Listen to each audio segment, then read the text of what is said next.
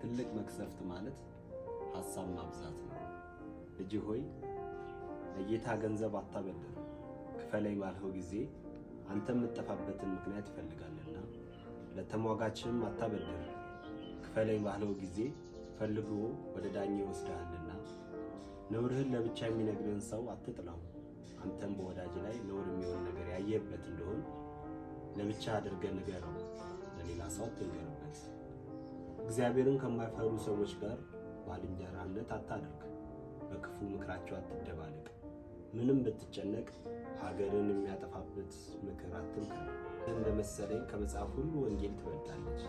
ይህም ማለት አንተ በወንጌል ተምረህ ክርስቲያን ሆነ እንድትኖር ብዬ ነው እንጂ የኔ ሃይማኖት ይበልጣል፣ የኔ መጽሐፍ ወንጌል ትበልጣለች እያለ ክርክር ከሚወድ ሰው ጋር ትከራከራለህ ብዬ አይደለም።